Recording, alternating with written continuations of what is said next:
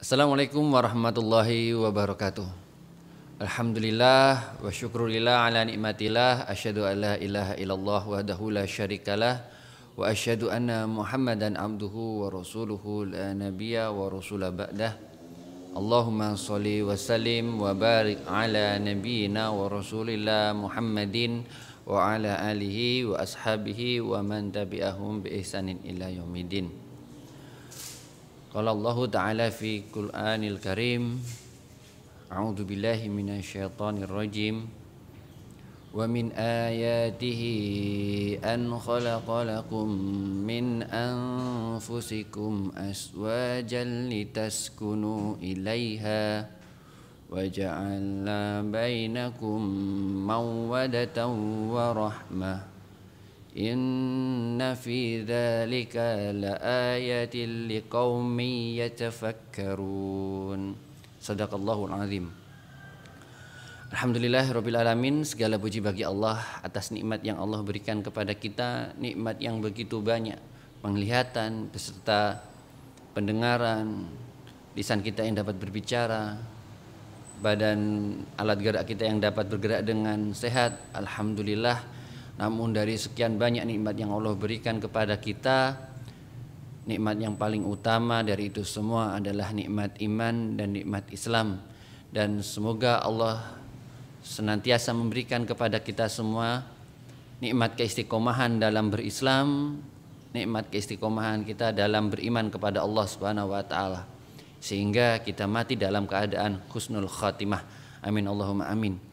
Dan semoga salawat serta salam selalu tercurahkan kepada kekasih kita, tauladan kita, Nabiullah Muhammad sallallahu alaihi wasallam, yang kita memohon kepada Allah Subhanahu wa taala agar Allah istiqomahkan kita untuk senantiasa beritiba mengikuti apa-apa yang telah disunahkan oleh Rasulullah sallallahu alaihi wasallam, sehingga kelak nanti di akhirat Rasulullah membela kita di hadapan Allah sehingga kita selamat dari azabnya Allah dan kita dimasukkan ke dalam surganya Allah. Amin Allahumma amin. Saudara-saudara rahimakumullah, pada kesempatan kali ini izinkan saya sedikit sharing-sharing kepada teman-teman semuanya tentang bagaimana antara memilih keluarga, yaitu istri dan anak, dengan dakwah. Teman-teman rahmati Allah, buat teman-teman yang belum nikah, buat teman-teman yang sudah nikah, ini sharing-sharing dari saya yang belum lama menikah, hampir sudah 2 tahun ini. Tapi teman-teman, saya ingin sharing-sharing bahwa nikah adalah sebuah ibadah, teman-teman. Nikah tidak sekedar acara momen seremonial yang ya ada walimahan dan yang lainnya, pesta dan yang lainnya, tetapi pernikahan itu sendiri adalah ibadah. Esensi dari pernikahan adalah agar kita itu mengingat bahwa Allah telah menciptakan kita dan pasangan kita yang memiliki banyak sekali sifat-sifat yang di dalamnya kita bisa belajar untuk bersyukur dan bersabar, karena itu semua adalah ibadah kepada Allah Subhanahu wa taala. Tadi sebelumnya dikutip ayat surat Ar-Rum ayat 21 bahwa dari salah satu tanda-tanda kebesaran Allah adalah Allah ciptakan pasangan-pasangan kita dari jenis kita sendiri untuk agar kita punya kecenderungan di dalamnya, agar hati kita ini litaskunu ilaiha, terdapat ketentraman di dalamnya, dan wa ja'ala bainakum mawaddah wa rahmah, dan agar kita dapat berkasih sayang. Teman-temanku yang dirahmati Allah, dan di ayat itu kemudian inna fi dzalika laayatil liqaumi yatafakkarun, dan sesungguhnya di dalam itu semua adalah tanda-tanda bagi orang-orang yang mau berpikir. Teman-teman yang dirahmati Allah, mari kita sejenak berpikir bahwa pernikahan adalah tanda-tanda kebesaran Allah, di mana Allah ciptakan pasangan kita yang jelas berbeda jenis kelamin ya, yang cowok suka dengan yang cewek suka dengan yang cowok.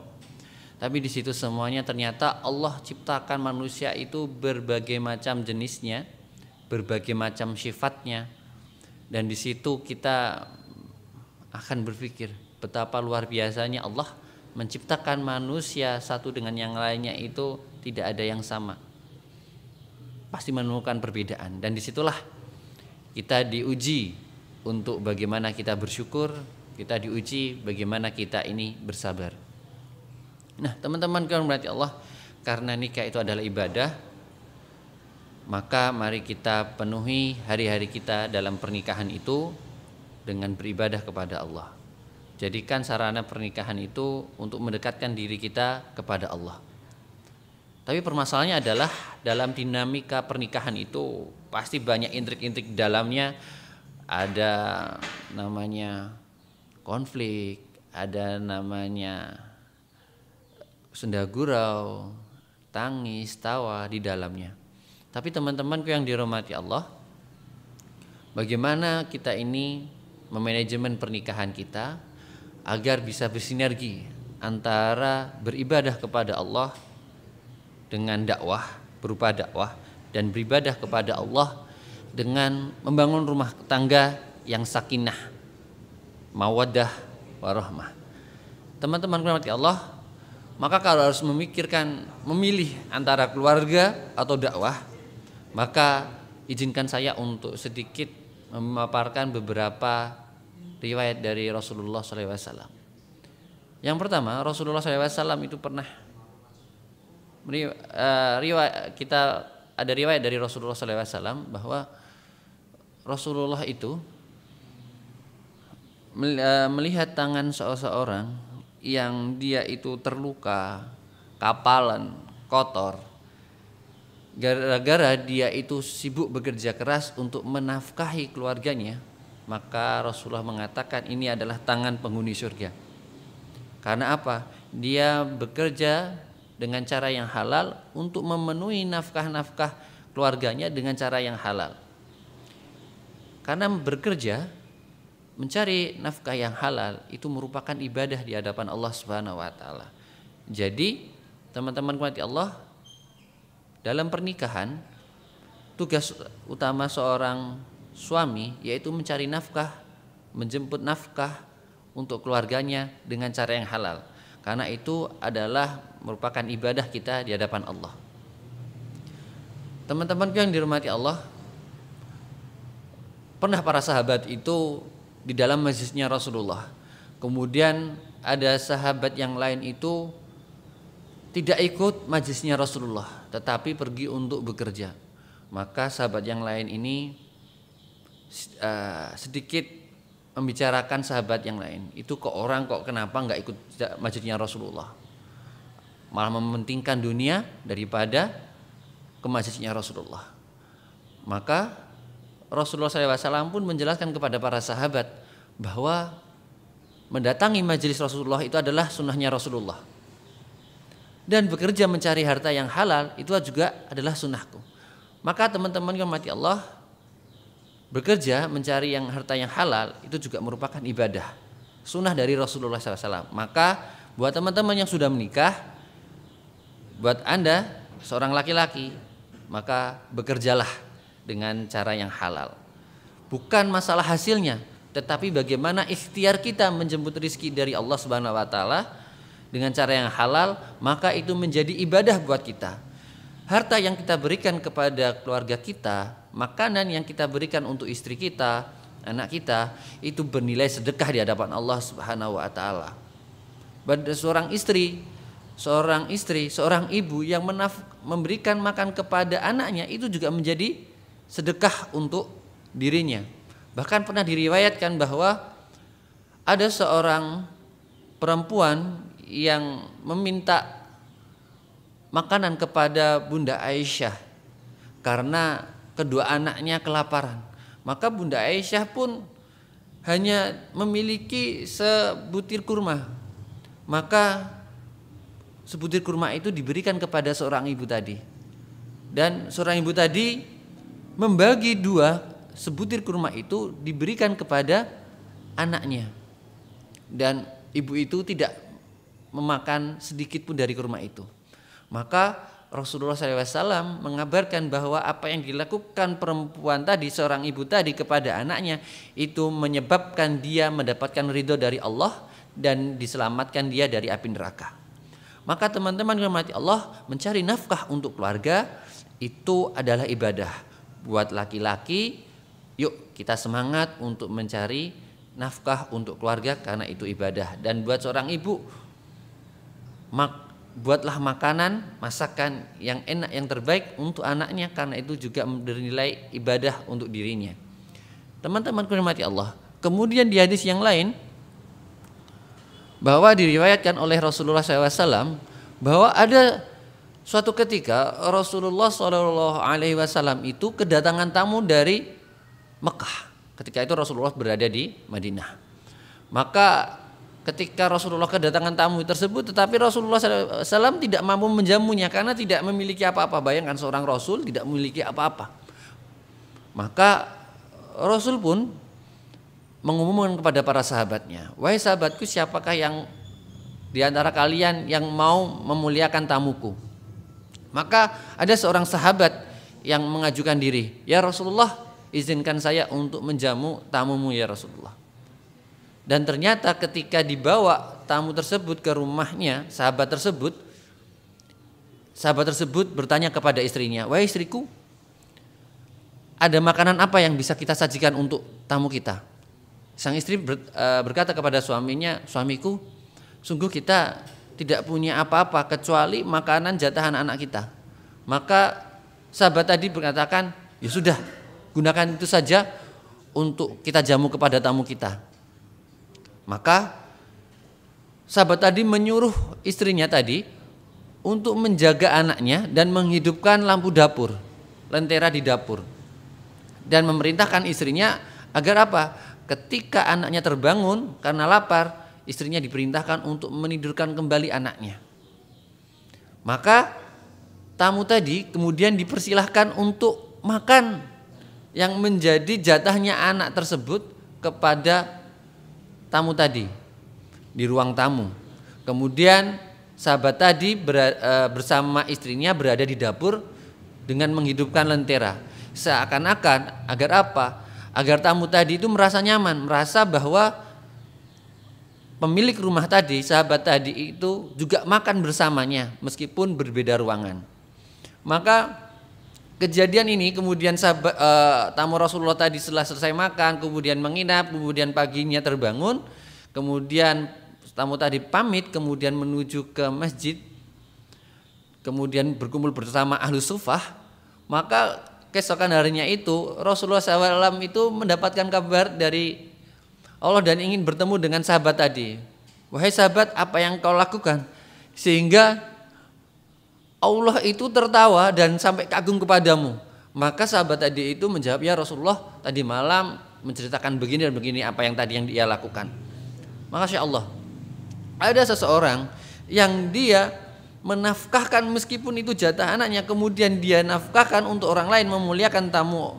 Memuliakan tamu karena memuliakan tamu adalah merupakan ibadah kepada Allah, sunnah dari Rasulullah, maka itu juga merupakan ibadah. Teman-teman rahmati Allah, kadang kita harus memilih antara keluarga atau ibadah yang lain. Tapi ternyata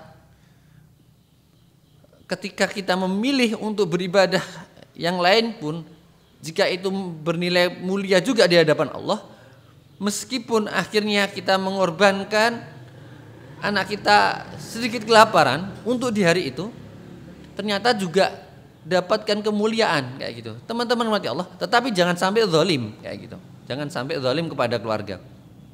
Tapi yang ingin kami garis bawahi adalah bahwa memuliakan tamu, kemudian berdakwah dan ibadah-ibadah yang lainnya, kita harus balance, harus seimbang. Jangan sampai kita hanya fokus untuk keluarga saja sehingga meninggalkan ibadah-ibadah yang lainnya, terutama ibadah dakwah. Sedangkan ibadah dakwah itu juga terdapat jelas di dalam Al-Quran perintahnya, ud'u sabili rabbika bil hikmah wal mau'izatil hasanah. Serukanlah, ajaklah orang-orang untuk ila sabili rabbika, menuju jalan Tuhanmu dengan jalan hikmah dan nasihat yang baik. Teman-teman rahmati Allah, karena dakwah juga merupakan ibadah, maka jangan sampai kita meninggalkan itu semua karena hanya fokus untuk keluarga. Keluarga juga memberikan nafkah kepada keluarga itu juga ibadah, dan berdakwah itu ibadah. Maka apa yang kita lakukan jika harus memilih antara keluarga dan dakwah, teman-teman, ini sama-sama mulia, sama-sama bernilai sedekah, sama-sama bernilai ibadah. Bagaimana? Maka kalau saya pribadi, jika saya harus memilih keduanya, ya pilih dua-duanya. Ibarat kita ditawari uang 10 juta cash atau 10 juta tabungan 10 juta. Sama-sama 10 juta. Yang satu cash di depan kita, yang satu tabungan. Yang enggak ada di depan kita, tetapi ada buat kita. Maka kita milih yang mana? Nah, kalau saya ya kalau bisa pilih dua-duanya, yaitu dapat cash, dapat tabungannya. Nah, yang cash itu ibarat kita itu bersedekah kepada keluarga kita, jelas ketok bahwa kita sudah memberikan kepada keluarga kita cash. Sedangkan berdakwah itu mungkin imbalannya enggak langsung ke kita, tapi kita nyimpan saldonya di mana? Di akhirat. Jadi kalau bisa dapat dua-duanya. Nah, bagaimana caranya agar bisa berjalan antara keluarga dan dakwah? Itu butuh namanya tarbiyah, butuh namanya pendidikan. Agar keluarga kita bisa sevisi, istri kita bisa sevisi dengan kita, anak kita bisa sevisi dengan kita, adik kita, ayah kita, ibu kita bisa sevisi dengan kita. Bahwa di dunia ini kita gunakan sebagai sarana untuk beribadah kepada Allah. Bahwa ada ayat Allah mengatakan wa ma khalaqtul jinna wal insa illa liya'budun. Bahwa Allah telah ciptakan kita itu untuk sejatinya untuk beribadah kepada Allah. Maka teman-temanku yang mati Allah, jika visi kita menikah itu untuk beribadah kepada Allah, maka kita jalani kehidupan pernikahan itu semata-mata untuk berharap ridha Allah, semata-mata untuk beribadah kepada Allah. Maka apa? Ketika nanti ditemukan namanya suatu pilihan yang tidak mudah antara keluarga atau misalnya kegiatan dakwah, itu bisa dikomunikasikan dengan baik. Kalau istri itu sudah tertarbiyah, sudah terdidik bahwa pernikahan ini adalah ibadah, maka apa? Ketika dipilih, iki ada jatahnya jalan-jalan, tapi ada jatahnya ngurus dakwah. Maka kalau sudah niatnya ibadah, ya sudah, wes jalan ngurus dakwah ini sekalian untuk jalan-jalan. Maka insya Allah hatinya juga akan tenang. Tapi kalau belum tertarbiyah, wes Thomas potong ngurusi dakwah mbok pisan-pisan dolan, wes mbok pisan-pisan ini. Kowe kok ngurusi kayak gitu.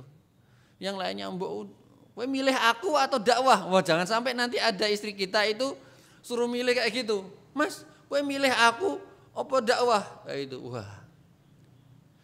Jika seorang istri bisa berkata seperti itu, maka istri itu belum tertarbiyah. Siapa yang bertanggung jawab? Suaminya. Berarti suaminya belum mentarbiyah istrinya dengan baik. Bahwa tadi seperti di dalam hadis yang kedua, riwayat yang kedua, bahwa istrinya tadi bisa taat kepada suaminya untuk menidurkan anaknya dan mengikhlaskan makanan jatah anaknya untuk orang lain, padahal dia butuh. Maka itu menjadi asbabul nuzulnya surat Al-Hasyr. Teman-temanku yang dirahmati, salah satu ayat di surat Al-Hasyr. Teman-temanku yang dirahmati Allah, maka kalau kita sudah sevisi enak. Akhirnya kita bisa berjalan antara keluarga dan dakwah. Dan saya itu ajak semua. Ini ada kajian, ya adik saya, ya anak saya, istri saya bawa semuanya dalam mengurusi dakwah. Bahkan teman-teman mati Allah, anak saya yang usianya 2 minggu kelahirannya itu sudah saya bawa untuk ikut rapat Mu'alaf Center Yogyakarta.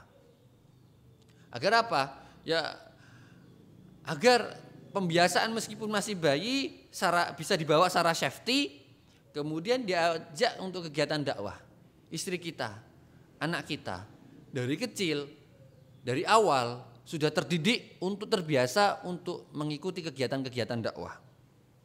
Agar apa? Agar ketika memilih dakwah itu hatinya menjadi mudah, tidak berat. Karena apa? Sudah terbiasa. Maka agar itu bisa terbiasa, visi kita bisa sama, maka perlu ada namanya tarbiyah, pendidikan untuk keluarga kita sehingga visi kita benar-benar sama, yaitu menuju ilah, menuju Allah Subhanahu wa taala. Nah, teman-teman rahmati Allah, maka yang belum menikah persiapkan ilmunya, persiapkan apa sih visi-visinya untuk menikah. Maka itu perlu ditanyakan kepada calon pasangan kita sebelum menikah. Sehingga ketika kalau visinya sudah sama, maka nanti ketika menikah itu enak. Kalau saya bertanya kepada istri saya sebelum waktu itu menikah, visi menikah itu apa? Ya pengen dakwah, pengen ibadah.